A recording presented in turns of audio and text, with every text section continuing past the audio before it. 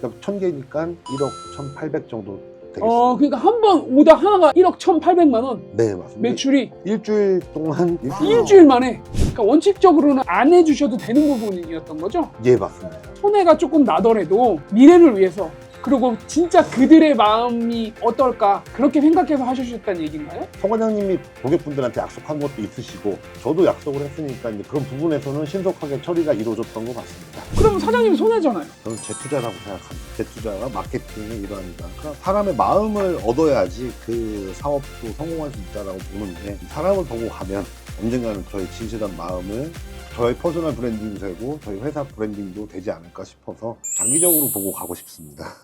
대표님, 최근에 그 매출이 뻥 일어나거나 하는 그런 좀 성과 있으시죠?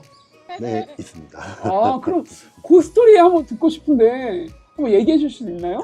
저희한테 사업자를 신청해 주시면 사업자 등록 대행까지 해드리는데, 유명하신 인플루언서 잘 나가는 서 과장님께서 그 초대량이라는 프로젝트를 마련하셔가지고 그런 교육 프로그램을 만드셨는데, 사업자가 단기간에 1000개를 만들어야 되는 그런 프로젝트였어요. 왜 사업자를 많이 내야 되는 거죠? 그 구매 대행을 하시는 분들이 처음 이제 실적을 접하시려면 대량으로 이렇게 제품을 등록을 해야지 아무래도 팔리는 경우가 많이 생기잖아요. 그럼 사업자 하나로 하면 되잖아요. 그게 예전에는 이제 뭐 쿠팡 등등에서 뭐 10만 가지 상품, 100만 가지 상품을 다 팔 수 있게 해줬는데, 쿠팡부터 시작해서 뭐 다른 네이버나 뭐 지옥션, 5대 마켓에서 계속 등록 개수를 제한을 두는 바람에 한 사업자로 올릴 수 있는 게 한정이 돼 있다 보니까. 상품 등록하는데 한계가 있군요. 네네. 그래서 구매 대행하는 사업자들이 사업자를 많이 내는 거예요?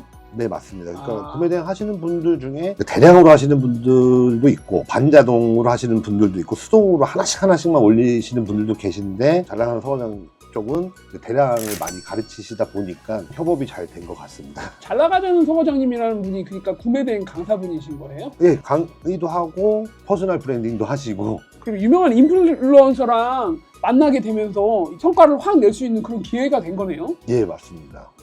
그럼 최근에 성과 낸 게 매출이 어느 정도 돼요? 그 초대량 1기부터 4기까지 50명씩 모집을 하셨는데요. 50명이 한 분당 사업자가 20개씩 내는 그런 거거든요. 그러면 벌써 1000개 사업자잖아요. 저희 장점은 직영점이나 체인점이 저희가 다 좀 갖춰져 있고, 사업자 등록만 몇 년 동안 다 대행해드리는 노하우가 있다 보니까 빠른 시간 안에 대처를 해드리다 보니까 저희를 이제 믿고 맡겨주신 것 같습니다. 사업자 하나 내는데 얼만데요? 저희는 지금 9,900원에 부가 별도해서 1년치 13만 680원을 받고 있고요. 뭐 초대량 하시는 분들한테는 10% 더 저렴하게 해드리고 2개월 정도 더 플러스를 또 해드리고 있습니다. 이런저런 서비스를 해주면서 어쨌든 1000개 사업자 오더를 따신 거나 마찬가지네요? 예, 맞습니다. 근데 1기 때는 저희가 진짜 고생을 많이 했습니다. 금액으로 얼마죠, 대충? 그러니까 1000개니까 1억 1800 정도 되겠습니다. 그러니까 한 번 오다 하나가 1억 1,800만 원 네, 맞습니다. 매출이 일주일 동안 일주일 만에 2, 3일 만에 보통 다 결제들을 해주셨고, 저희가 그걸 다 소화하는데 한 일주일 정도 걸렸다고 보시면 되겠습니다. 마진이 그 중에서 네네. 실제로 그 원가 들어가는 거는 어느 정도가 되는 거예요? 인건비 이런 거 빼고. 예를 들어서 계산하기 편하게 50개 지점이라고 하면 5천만 원 정도가 들어갑니다. 월세만. 뭐 고정비가 있겠죠. 그거 이외에 뭐 원가라는 거는 존재하지가 않는 거죠. 그러니까 월세나 직원 인건비는 그거 오다가 없던 있던 나가는 돈이고, 네, 맞습니다. 그 오다로 인해서 나가야 되는 돈, 그거는 사실 없는 거나 마찬가지인데요. 야근 수당 그게 그러면은 또 있나요? 한 달 반에 한 번 있다고 보시면 되겠네요. 그럼 지금 50명씩? 한 40명 정도 모집하시는 걸로 알고 있습니다. 지금 몇 기까지 하신 거예요, 그럼? 지금 4기가 현재 진행 중에 있습니다. 그럼 3기까지 총 몇 분을 하신 거예요? 적어도 한 140분 정도. 140명? 그러면 뭐 거의 3억 되네요? 매출이? 3억 6천 조금 안 되겠죠. 오, 3억 대단하네. 3억 5천 정도. 거의 3, 4개월 만에 이루어진 일들이 있네요, 그죠? 예, 맞습니다. 근데 대표님, 경쟁사들도 많이 있잖아요. 네. 그 경쟁사들도 싸게 해주려면 얼마나 싸게 해주고 조건 맞춰줄 수 있는데, 그 유명한 인플루언서이신 잘 나가는 송 과장님이 굳이 대표님 회사하고 계약을 해서 한 이유가 있을까요?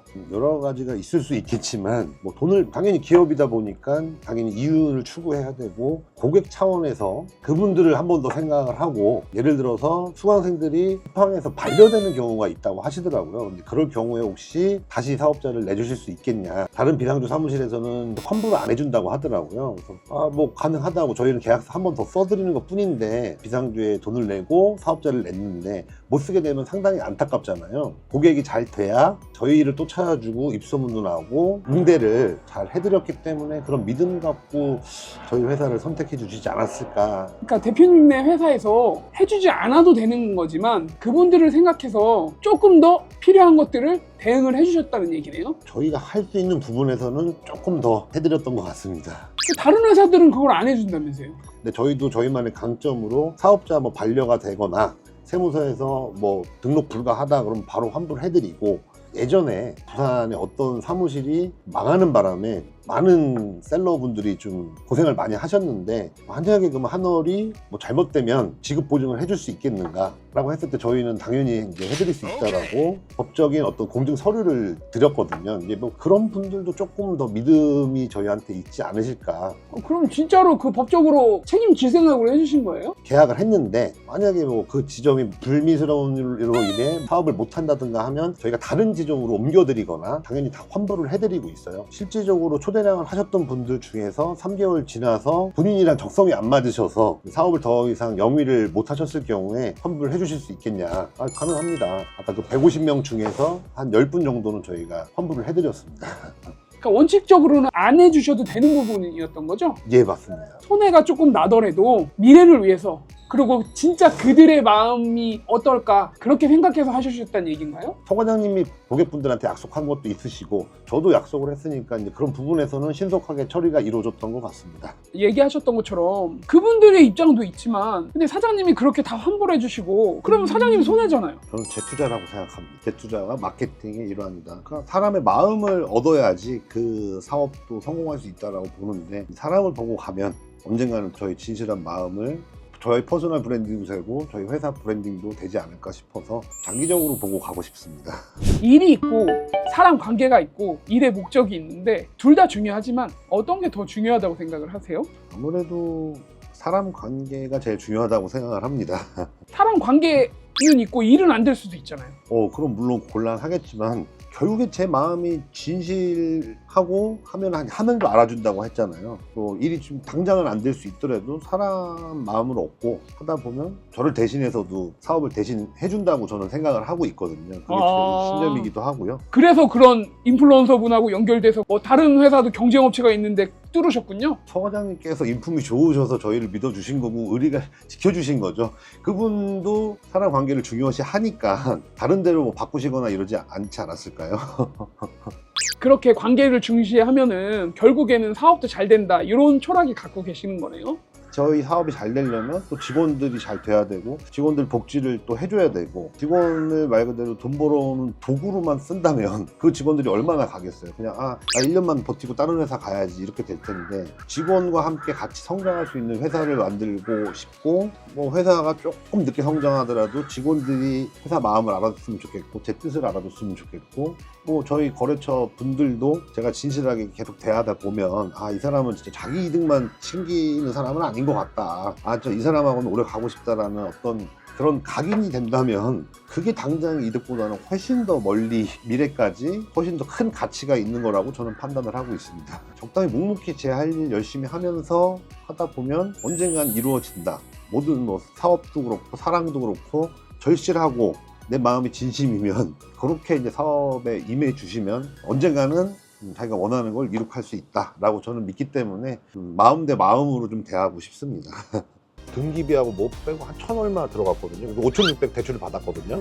1,500에 월세 20만 원짜리 사무실을 얻은 거나 마찬가지예요. 그게 7천만 원짜리가 아니잖아요. 그러니까 그런 유리한 점이 많이 있죠. 제조업뿐만이 아니라 대출. 예를 들어서 5억에 한 2,500 정도 벌 수 있다 그러면 당연히 5억 대출 받아서 그걸 해야 되는 게 맞잖아요. 예. 그런 유비무한 부동산이 있으면 대출이 많이 나오니까 감정가에 2년 동안만 사업 잘 해놓으면 80%까지 나오니까요.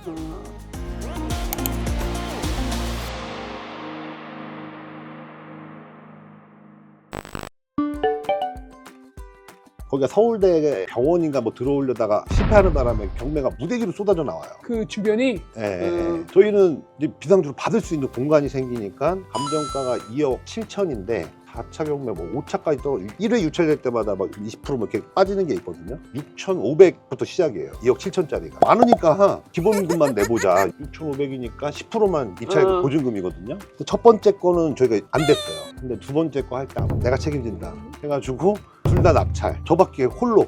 저 혼자 했거든요. 사업하는 사람이 경매랑 상관없는 사업을 해도 부동산 경매를 해야 되는 이유가 있어요? PD님의 사무실도 필요하실 거죠. 네, 그렇죠. 사무실 쓰고. 네. 근데 사무실을 만약에 임대하려고 생각해보세요. 나갈 돈이 많죠. 네. 그러니까 7천에 낙찰을 받았잖아요. 네. 80%까지 대출 나왔으니까 등기비하고 뭐 빼고 한 1,000 얼마 들어갔거든요. 5,600 대출을 받았거든요. 네. 20만 원 나가거든요. 1,500에 월세 20만 원짜리 사무실을 얻은 거나 마찬가지. 그게 7천만 원짜리가 아니잖아요. 감정가는 2억 7천. 감정가는 2억 7천인데 7천에 받았으니까 7천에 받았는데 5,600이 대출이니까 내 돈은 1,000 얼마밖에 안 들어갔고. 1,500에 20만 원짜리 그 사무실을 쓰는 거네? 그렇죠. 그런 거를 잘 찾아서 하면 당연히 이득이니까 그렇죠. 경매를 안 할 이유가 없어요. 그래서 저는 어떻게 보면 구매대행 열심히 하실 분들한테는 추천하거든요. 온라인 셀링. 사업하는 사람은 그렇죠. 하는 게 좋다. 그렇죠. 손해날 게 없다. 근데 잘 찾으면 된다. 부동산 경매랑 지금 하시는 사업이랑 연결이 많이 되니까 훨씬 이득이시네, 사장님. 근데 비상주 사업을 하시니까 뭐 유리한 건 있는데 비상주 안 하는 분들이 더 많잖아요, 사실 사업이랑. 사업하시는 분들한테 경매를 아까 추천해 주신 이유가 월세 절약도 있는데 그거 말고 경매를 꼭 해야 되는 이유 몇 가지를 얘기해 준다면은. 정부 지원금이 제조업 쪽에 많이 나오거든요. 경매를 잘 받게 돼서 이종 근린 생활 시설을 따면 제조업도 할 수 있어요. 근데 공장이라고 그러면 말 그대로 공장? 그걸 내가 뭐 돈 주고 사야 돼, 뭐 해야 돼. 근데 거기 시설만 있으면 돼요. 허가만 받으면 돼요. 그리고 그런 제조업이 정부 지원금이 또 많이 나와요. 그러니까 그런 유리한 점이 많이 있죠. 내가 뭐 사업할 수 있는 건 제조업도 할 수 있고. 내 마음대로 건물을 좀 바꿀 수 있으니까. 네, 제조업뿐만이 아니라 대출. 예를 들어서 5억에 한 2,500 정도 벌 수 있다 그러면 당연히 5억 대출 받아서 그걸 해야 되는 게 맞잖아요. 네. 그런 유비무한 부동산이 있으면 대출이 많이 나오니까. 감정가에 2년 동안만 사업 잘 해놓으면 80%까지 나오니까. 감정가에. 경매 가격은 그거보다 훨씬 적으니까. 그렇죠. 제일 그 경매를 하려면 리스크가 있다고 생각하는 게 시세보다 물론 싸게 했다고 받았는데 부동산 경기라는 게 떨어질 수 있잖아요. 그래서 내가 산 것보다 확 떨어지거나 대출 80% 받아가지고 이자만 잔뜩 나가는데 이게 겁나서 못 받는 건데. 그러니까 수많은 사람들한테 한다기보다는 비상주만 할 수만 있으면 비상주를 또 알리는 거죠. 사장님 같은 경우는 사업이랑 연결을 지었을 때 부동산이 떨어져도 그 네. 사업이랑 연결이 되니까 그거를 최소화할 수 있는 그 기준이 돼서 할 수 있다. 그렇죠. 그럼 사장님만의 부동산이 그래도 이제 떨어질 만한 걸 굳이 사지는 않으실 거잖아요. 네. 사장님만의 노하우가 있으실 거 아니에요. 그래도 저기는 그래도 사면 부동산 가치가 올라갈 거다. 조금 비싸게 하더라도 그래도 저기는 가치가 있다. 사업이랑 전혀 연결 안 짓더라도 그런 노하우가 좀 있으세요? 유동인구죠. 개발 가능성이 있는 곳. 사람이 많이 몰릴 수 있는 곳. 개발 호재가 있어도 시흥 100곳 그 지점도 서울대병원이 들어오기로 했다가 지금 잘 안 되는 바람에 유지가 안 되니까 2억 7천에 들어갔다가 뭐 경매로 나온 거잖아요. 이 정도면 충분히 내가 활용 가치가 있겠다 싶어가지고. 부동산은 가치가 결국에는 오를 것이다라는 어떤 그 생각이 있으시네. 그죠? 경매로 따졌을 때 감정가의 반 정도라고 하면 웬만하면 괜찮을 것 같다.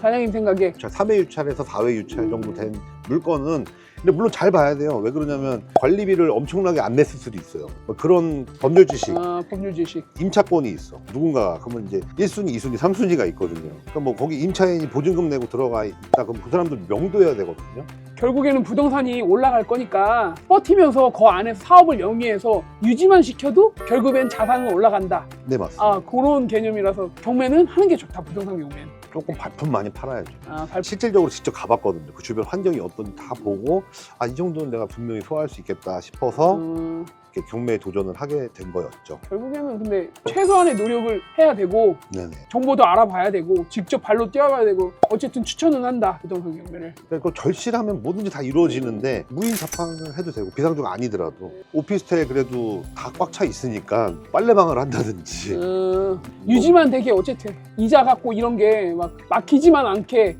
거기서 영위할 수 있는 거를 계속 만들어내기만 하면 시간이 지나면은 어떤 사람이 이 돈 정도 벌 수 있다 그러면 내가 투자 가치가 있다고 사는 것처럼 일단 제가 필요에 의해서 사는 게 제일 중요하고 투자자보다는 실수요자, 내가 어떤 실수요를 여기서 할 수 있는가.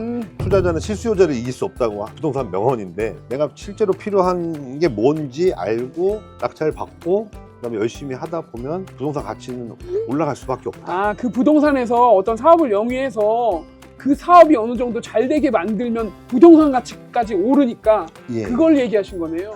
단순히 그냥 버티는 게 아니네, 그거는. 네네. 또 이제 이거 보시는 분들이 또 경매 궁금하면은 또 그거에 상담도 좀 해주시고. 짧은 지식으로 네. 해드릴 수 있는 부분만 제 상황에서 맞게는 뭐 상담 드릴 수는 있겠습니다. 네. 감사합니다.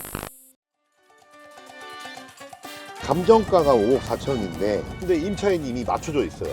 3천에 300. 아무튼 더 버는 건 기정사실인 거잖아요. 그리고 부동산 투자니까 기대치도 있고. 낙찰 받기 전에 임장이라고 그래가지고 주소지에 어떤 하자가 있는지 없는지 투자할 만한 가치가 있는지 없는지는 한번 보고 왔고요. 지금 뭐 열쇠도 안 열리는 걸로 알고 있는데 가서 이제 관리실에서 좀 흐름도 알아야 되고